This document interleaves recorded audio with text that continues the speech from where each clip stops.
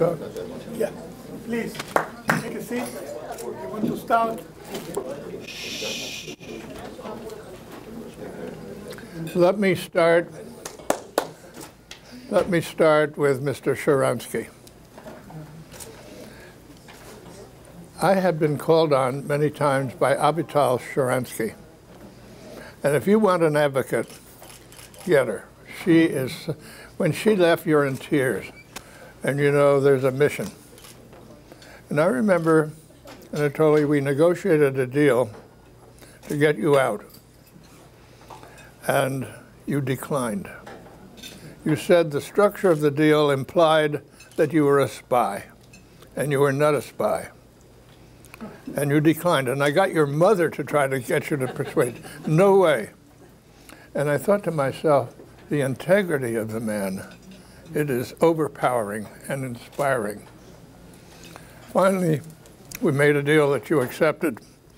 And I think it was in February 1986. You came across the Glenicke Bridge. We have pictures of it. I sent the American ambassador there to greet you as you came across. And it was a really tremendous event. A thrill to have a man with such integrity finally free and out of the Soviet Union. And then I remember when President Reagan called the Soviet Union an evil empire, a lot of people went nuts. And Sharansky says, finally somebody gets it. So, great to see you. Wonderful to see you. Let me tell a few stories about these unfolding events. First, there was an occasion when I had just come back from China. I was lucky to land at Andrews Air Force Base because it was snowing. Snowed all day Friday night, Saturday morning, Saturday. And our phone rings, and it's Nancy Reagan. She says, they're stuck in the White House. They said, how about coming over for supper? So my wife and I go over. And they start asking me about the Chinese leaders. What are they like? They have a sense of humor. Can you find their bottom line? And so on. Then they knew I dealt with the Soviets when I was Secretary of Treasury, so they started asking me about them. And I'm sitting there, and it's dawning on me, this man has never had a real conversation with a big-time communist leader. And he's dying to have one. So I had a deal where I had Ambassador Brennan come every Tuesday or something like that at 5 o'clock, and we just try to get weeds out. You don't let them grow, just get them out of the way.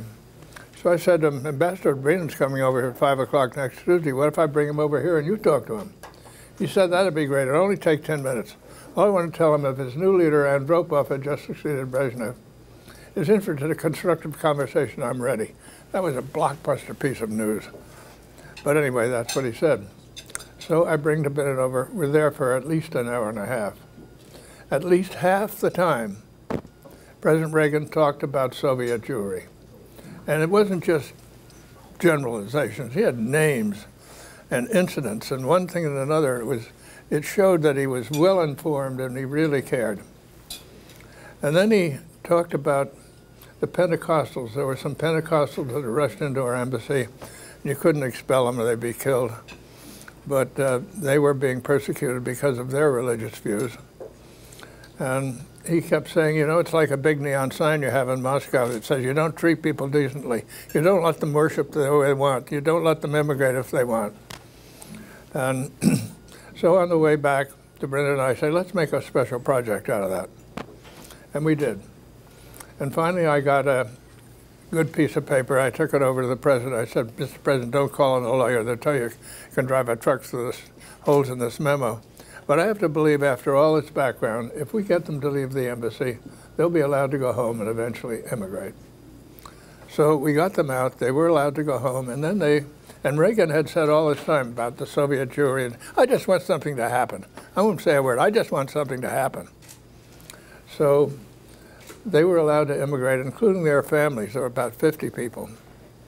And Reagan never said a word. You can imagine an American president saying, look what I did. He didn't do it. But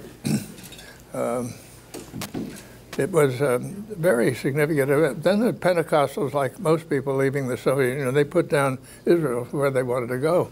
And the Israelis said, Pentecostals? What do we want with Pentecostals? And I had to put a full court press on. I got Max Kampelman out of a meeting and sent him to Israel, and Sam Lewis back, and I persuaded. I said, this is a big human rights issue. This is all about Soviet Jewry. You got to take these people. Don't worry, they won't stay long. So finally, Israel went along and took them, and they didn't stay long. But anyway, there was a big Soviet Jewry element to this that was very important. Then I remember we had a Seder in Moscow, and it was arranged in advance, and people knew it was not a spur-of-the-moment thing or a secret thing. And I can remember having people come to me and give me a picture, and they say, this is a grandchild. When you meet so-and-so, he'll probably never see his grandchild, but here is a picture. You give it to him. And I had a few little things like that that were very personal.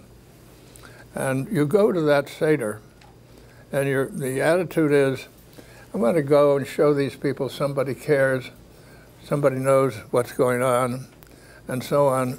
And you realize as soon as you get there, it's all the other way around, because it's such an inspiration, like Anatoly. Here are these people, individual human beings, stands up to this state, and they believe what they believe, and that's it. They're not going to change. And they have objectives, and they're not going to change those objectives. And instead of it being a place where you help them, they help you to realize how important the human spirit is.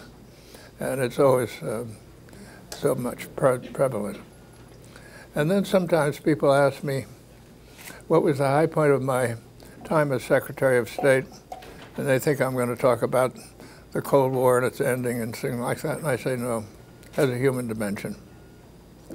I had a negotiation about a man named Danilov that they had taken. And when we did the swap, I think we got Orlov out.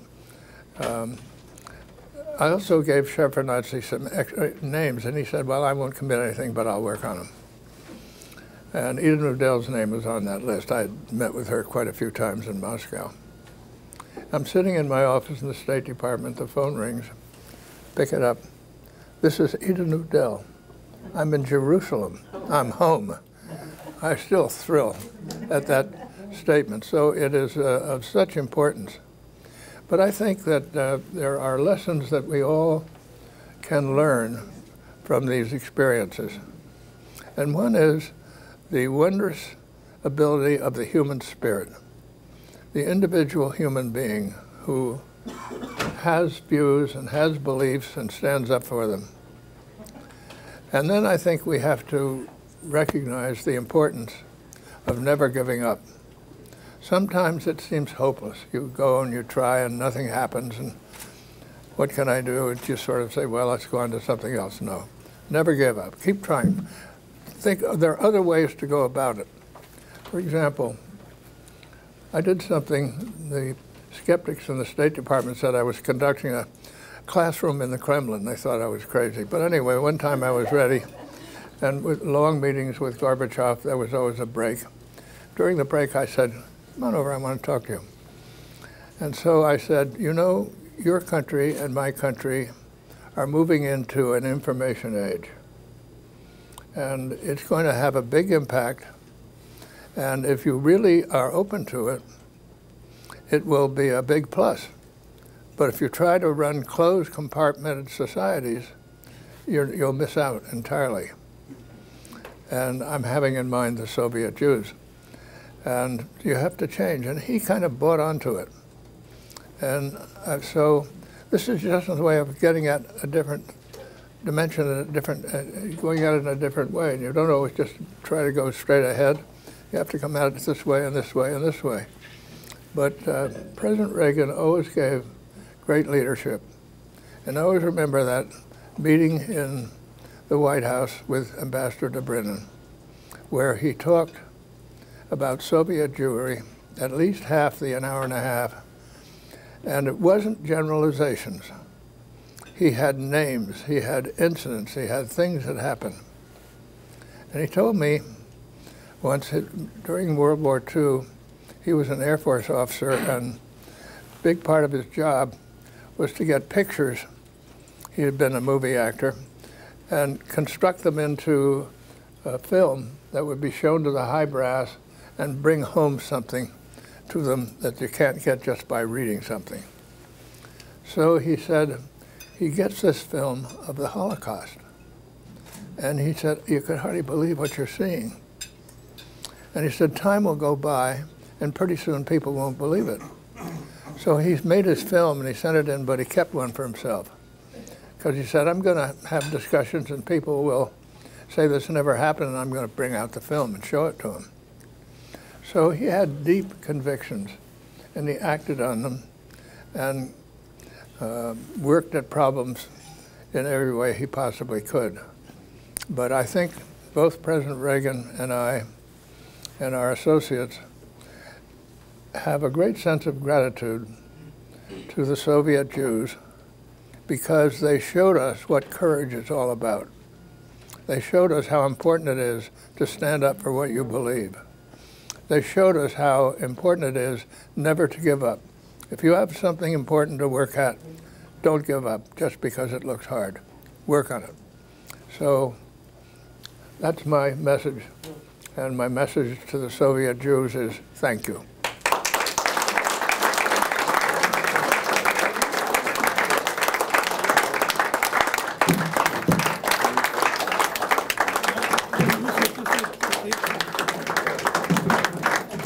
Now we will proceed, but before we proceed, I want to tell you how we managed to get Secretary of State Shultz to here. I called the Israeli Consul General in San Francisco, Shlomi Koifman, and I said, Shlomi, can you help us to get some dignitaries? He said, and he told me, Chaim, by accident, maybe you are lucky, I have tomorrow a meeting with George Shultz in Stanford University. And I told him, listen, Shlomi, do me a favor. Remind Mr. Shultz that he promised me a year ago that if he is well, he'll come to Limmud. He didn't know what is Limmud, but said, Chaim, for what you have done, if you ask me to do, he told Shlomi, I will come. But there is a special reason as well. Shlomi went to see Mr. Shultz because he gave him the new book of Shimon Peres. That was the purpose of the meeting. So I want Chiki and come to the floor just to take a picture and to remind about the story, how we managed to get Mr. Shultz via the book. Or Rafi, together. And Shlomi.